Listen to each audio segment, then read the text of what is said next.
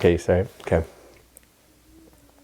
Hello, Christ Church. Pastor Nate here again with a pastoral video for you, and we have today special guest Poppy Doggy, and look at how cute she is. Aren't you so glad she's visiting with us? Well, it's Easter week, and there's a perennial question that happens every Easter. Someone will ask me, "Are there dogs in the resurrection?" And this is the first year that I've had a dog. Poppy was the final Christmas gift from my dad to my kids before he passed away, and I've learned to love dogs. So this question has new meaning to me, and I thought I'd share with you a little bit about how much I love my dog. Oh, you're a good doggy. Yes. Yeah, you are a good dog, and your dad loves you as a good dog. Yeah, you are a good doggy. You're a nice dog.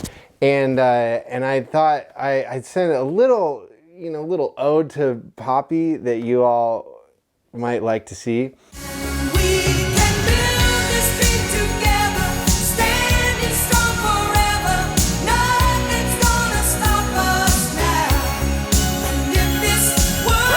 Oh, no, turn that off. Oh, that's too much. You don't want to see that. Okay, just a little more. Okay, cut that. Oh my goodness. Anyways, this question has new meaning to me, and so the question is, are there dogs in the resurrection? Now, it's important to distinguish that question between, do dogs go to heaven? That's usually what people ask me, and the Bible doesn't say anything about animals having rational souls like humans do and going to be with the Lord when they die.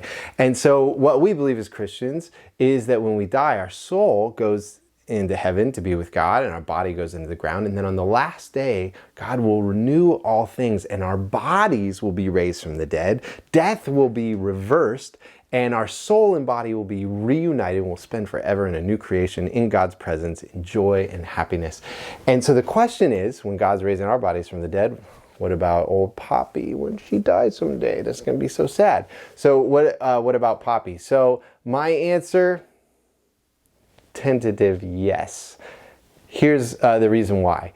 So this came up to me just last week. I was in Psalm 104, and if you're an animal lover, Psalm 104 is maybe your favorite psalm. There's all kinds of creatures in there.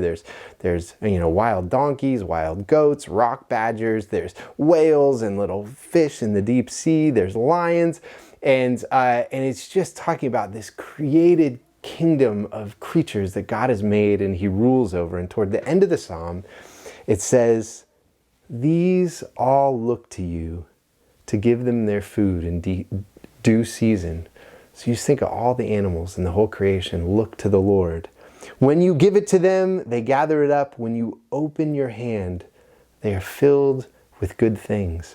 You just think of every little creature, the little birds, and the little critters that are walking around their holes. God knows each one of them and gives them food and cares for them. But then the psalm turns a little more ominous. When you hide your face, they are dismayed.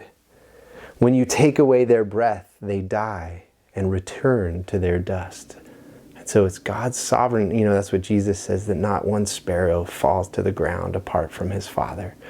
The Father oversees all of these animals. But then after the death, this is what it says in Psalm 104.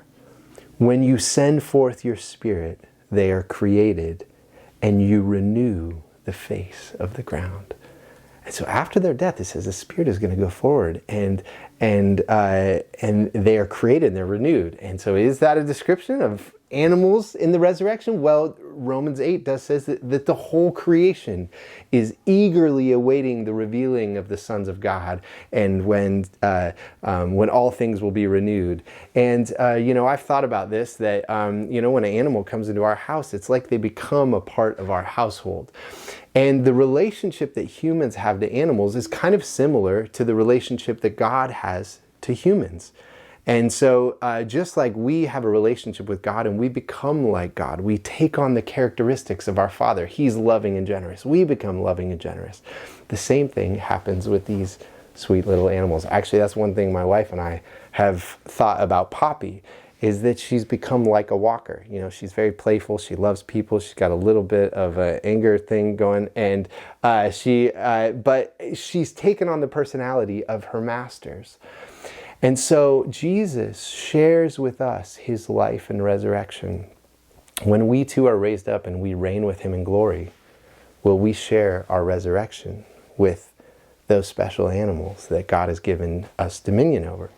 And I think one of the reasons why, animals play an important role in God's purposes. Actually, I was just reading another book this couple weeks ago, Peter Leithart's book on the 10 Commandments. And he talks about the creation, and this is what he says about the creation, that the creation was a temple that God was making.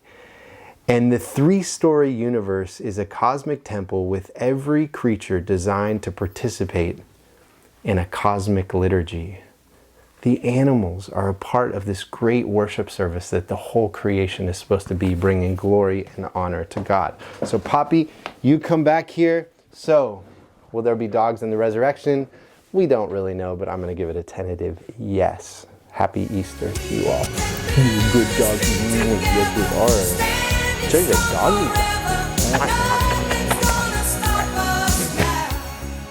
She's my baby. Aren't you? I'm her favorite also, so that makes it better.